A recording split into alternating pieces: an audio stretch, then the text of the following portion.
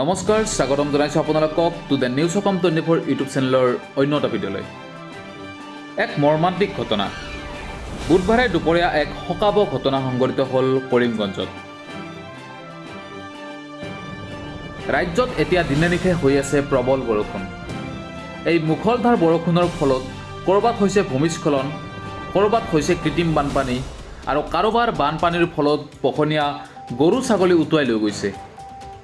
মুঠতে সমগ্ৰ ৰাজ্য এতিয়া কৃত্ৰিম বানপানীৰ কবলত। এইবোৰৰ মাজতে কৰিমগঞ্জত সংঘটিত হৈছে এক শোকাবহ ঘটনা।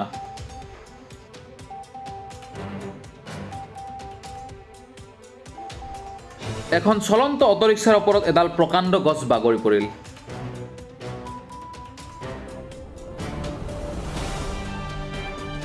এই ঘটনাত থিতাতে মৃত্যু ঘটিল অটো চালকজনৰ।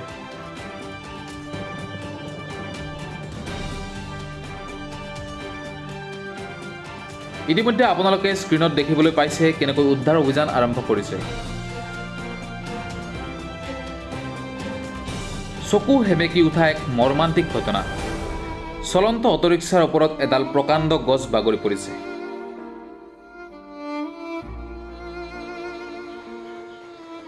আৰু এই ঘটনাত থিতাতে মৃত্যু ঘটিল অটো চালকজনৰ। বুধবাৰে দুপৰীয়া এই শোকাবহ ঘটনা হ'ল কৰিমগঞ্জত।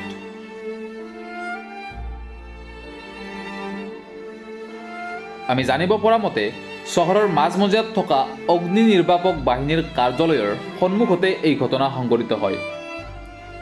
এই দুৰ্ঘটনাৰ থিতাতে মৃত্যু হোৱা অটো চালকজনৰ নাম আজহাৰ উদ্দিন বুলি জানিব পৰা গৈছে।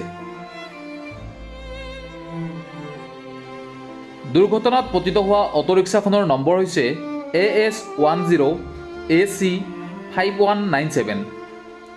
আকৌ এবাৰ কৈছোঁ, এই দুৰ্ঘটনাত থিতাতে মৃত্যু হোৱা অটো চালকজনৰ নাম আজহাৰ উদ্দিন।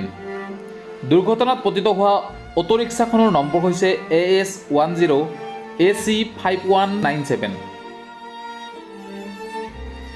এই ঘটনা বুধবাৰে দুপৰীয়া কৰিমগঞ্জত সংঘটিত হয়। চহৰৰ মাজমজিয়াত থকা অগ্নি নিৰ্বাপক বাহিনীৰ কাৰ্যালয়ৰ সন্মুখতে এই শোকাবহ দুৰ্ঘটনাটো সংঘটিত হয়। ইতিমধ্যে আপোনালোকক স্ক্ৰীনত দেখুৱাই থকা হৈছে কেনেকৈ উদ্ধাৰ অভিযান চলাই আছে।